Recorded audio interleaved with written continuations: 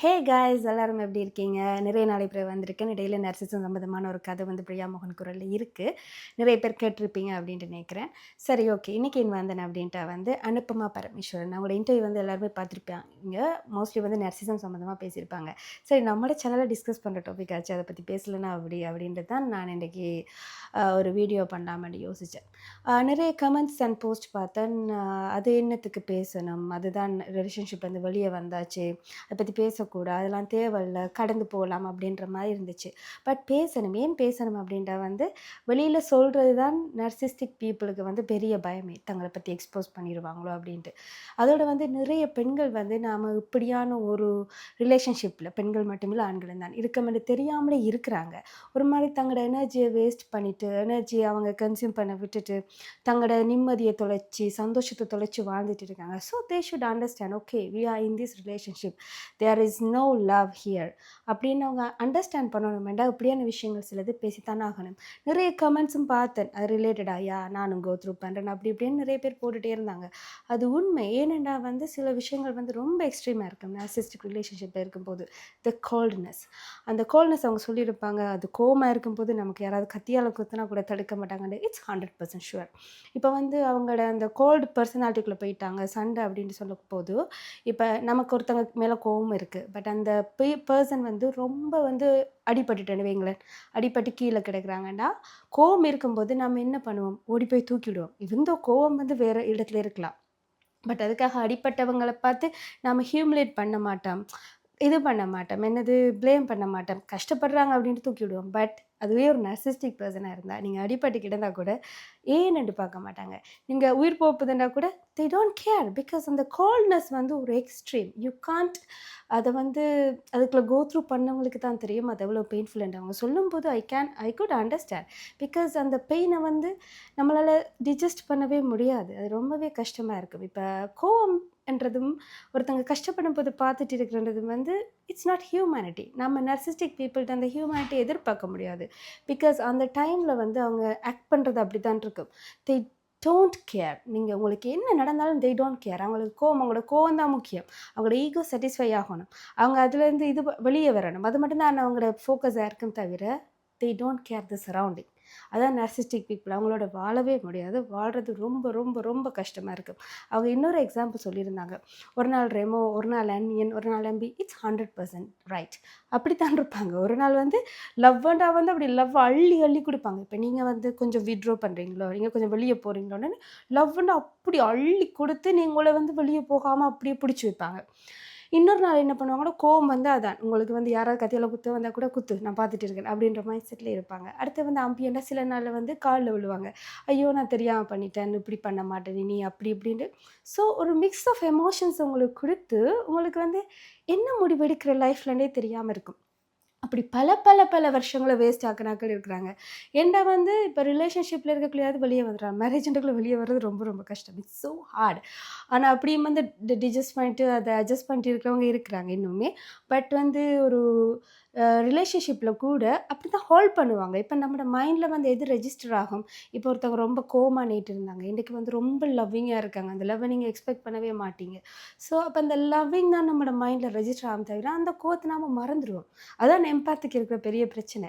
நம்ம வந்து மன்னிக்கிறோம், மறக்கிறோம் அப்படி ஒரு பிரச்சனையில இருக்கிறதால, அவங்க அத வந்து தங்களோட அட்வான்டேஜுக்கு யூஸ் பண்ணுவாங்க. The narcissistic people the main idea என்னன்னா, நான் மட்டும்.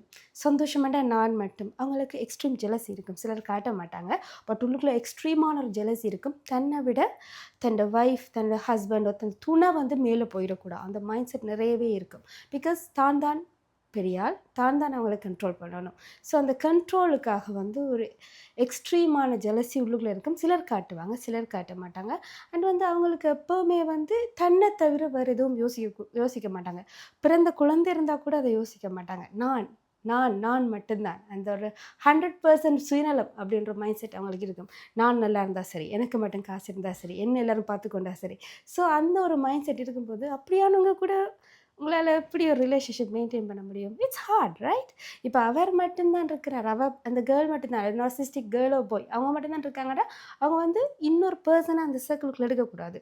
If they Gantt provide the love, care affection அதுக்குள்ளே வந்து எடுக்கக்கூடாது. அந்த பர்சனை வந்து யூஸ் பண்ணுறதுக்காகவே எடுப்பாங்க. அவங்களுக்கு ஒரு பர்சனை கண்ட்ரோல் பண்ணும்போது ஒரு விதமான ஒரு டோப்பமின் மைண்டில் வரும். ஸோ அதுக்காகத்தான் அந்த பர்சனை வந்து தங்களோட ரிலேஷன்ஷிப்குள்ளே எடுக்கிற ஒரு வேலிடேஷன். அவங்க சொல்லுவாங்க வந்து இப்போ நேற்று சொல்லியிருப்பாங்க, they are getting external validation. உள்ளுக்குள்ள அவங்க எம்டி. ஸோ வந்து அவங்களுக்கு எக்ஸ்டர்னல் வேலிடேஷன் தான் அவங்களுக்கு நிறைய ஒரு இது பிரெயின் பூஸ்டாக இருக்கும். ஸோ அதில் ஒரு சந்தோஷம் வரும். ஓ நான் பெரிய ஆள், எனக்கு ஒரு வேலிடேஷன் கிடைக்குது, என்ன எல்லாரும் அட்மையர் பண்ணுறாங்க அப்படி ஒரு மைண்ட் செட் அவங்களுக்குள்ள வரும். ஸோ அதுக்காகத்தான் இன்னொரு ரிலேஷன்ஷிப் எடுத்து வந்து கஷ்டப்படுத்தி ரொம்ப டார்ச்சர் பண்ணி அப்படி ஒரு இதுக்குள்ளே வந்து ஹோல்ட் பண்ணி வச்சுக்கொள்கிறது. அவங்க கிட்டத்தட்ட ஒரு அடிமை தான் அவங்களுக்கு தேவை தவிர அவங்களுக்கு ஒரு சோல்மேட்டோ ஒரு பார்ட்னரோ தேவையில்லை. அதான் உண்மை. அடுத்து அவங்க இன்னொன்று சொல்லியிருப்பாங்க, போன முறை வந்து அந்த ஹீரோவோட யாருன்னு நான் பேர் சொல்லலை, அவங்களும் சொல்லலை, அதெல்லாம் நானும் சொல்லலை. ஸோ அதுலேருந்து அவங்க இதுக்கு போகும்போது வீட்டுக்கு போகும்போது பேனிக் அட்டாக் வந்துச்சு. அது நர்சிஸ்டிக் விக்டிம்ஸுக்கு நிறைய பேருக்கு அந்த பேனிக் அட்டாக்ன்ற பிரச்சனை இருக்குது. ஏன்டா வந்து அந்த பாயிண்டில் இருக்கும்போது வாட் இஸ் ஹேப்பனிங் நெக்ஸ்ட்டுன்னு உங்களுக்கு சொல்ல முடியாது.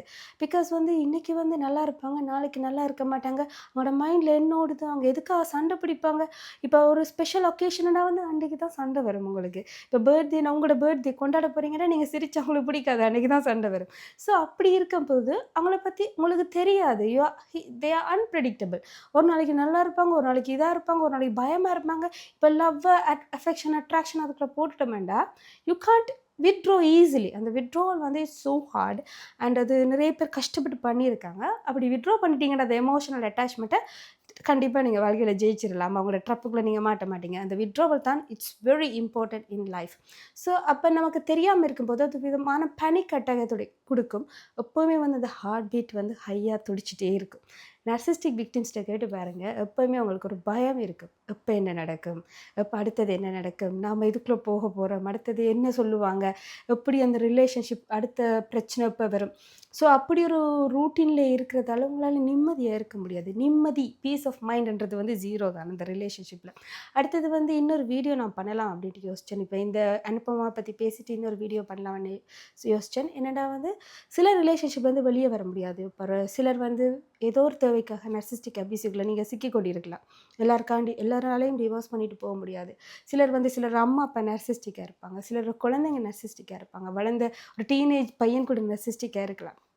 ஸோ அப்படியான விஷயத்தில் வந்து எப்படி வந்து நீங்கள் ஓவர் கம் பண்ணலாம் அப்படின்ட்டு வந்து நான் இன்னைக்கு கொஞ்சம் வீடியோஸ் போடுறேன். அண்ட் மெயினாக வந்து நர்சிஸ்டிக் பீப்புளுக்கு தேவையானது வந்து உங்களோட எமோஷன்ஸ்.